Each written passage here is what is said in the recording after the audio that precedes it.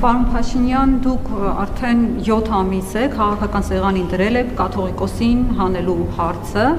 արդեն 7 ամիս է այդ հարցը պահում եք օրակարգում, տպավորություն է, որ եթե կաթողիկոսին հանեցիք ու դրեցիք ձեզ ենթարկվող, ձեզ հավատարիմ ինչ-որ մեկին, ասենք Արայիկ Հարությունյանին, Արսեն Թորոսյանին, այս երկրի բոլոր հարցերը լուծվելու են ընդհանրապես։ Ես նայում եմ վարչապետի լիազորությունները, վարչապետի լիազորությունների մեջ մտնում է գործադիր իշխանության հարցերը, ներքին, արտաքին քաղաքականություն, գործադիր իշխանություն։ Ձեր լիազորությունների մեջ ոչ միտեղ չեմ գտնում, որ մտածե եկեղեցական հարցերով զբաղվելը կաթողիկոսի զավակ ունենալու հարցով զբաղվելը։ Լավ, ենթադրենք կաթողիկոսը իսկապես զավակ ունի, ընդունենք այդ փաստը, պարոն Փաշինյան։ Այդ զավակ ունենալը ձեր ընտրողներին ինչ վնաս է տալիս։ Ասենք ինչով է այդ փաստը վնասում։ Եթե մի քիչ ցինիկ գտնվենք, ասենք ընդհակառակը կաթողիկոսը նպաստել է ձեր խոստումների իրականացմանը։ Դուք եք չի ասել, որ Հայաստանի բնակչությունը 5 միլիոն է դառնալու։ Հո այդ 5 միլիոնը թուրքերով չէ դառնալու, հայերով է դառնում, նպաստել է բնակչության աճին, զարգացմանը եւ այլն։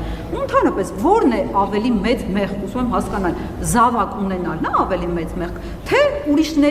ուրիշների զավակներին կյանքից զրկելը, թե ուրիշների մի ամբողջ սերունդ զավակ ունենալու հնարավորությունից, կարողությունից զրկելը։ Այդ կաթողիկոսի զավակ ունենալն է մեզ ավելի մեծ վնաս տալիս, թե մտնել լայվ ու ասել կասկա-մասկա հավաքեք, եկեք սահման իմանալու, որ հոպը իսկապես չի աշխատելու եւ ընդհանրապես մսաղաց է տանելու։ Եվ երկրորդ հարցը, եթե թույլ կտաք, Արման Թաթոյանը գտնում է, որ դուք հետևում եք իր ուղերձներին ու ասուլիսներին,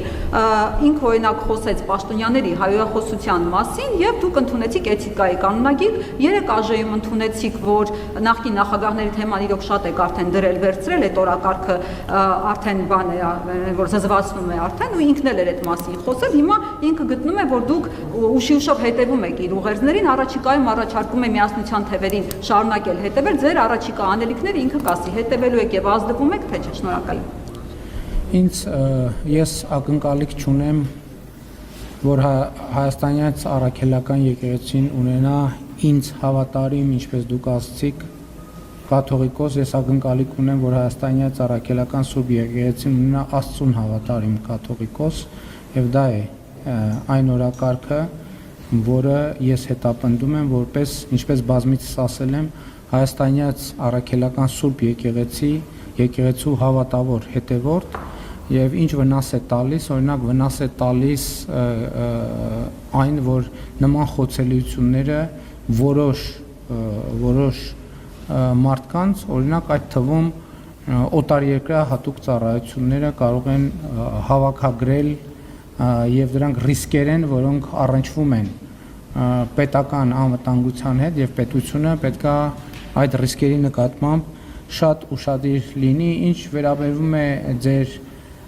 մյուս հարցին, ես գիտեք ինչ, մեկնաբանելու շատ բան չեմ տեսնում, բոլորին հաջողություն եմ մաղթում։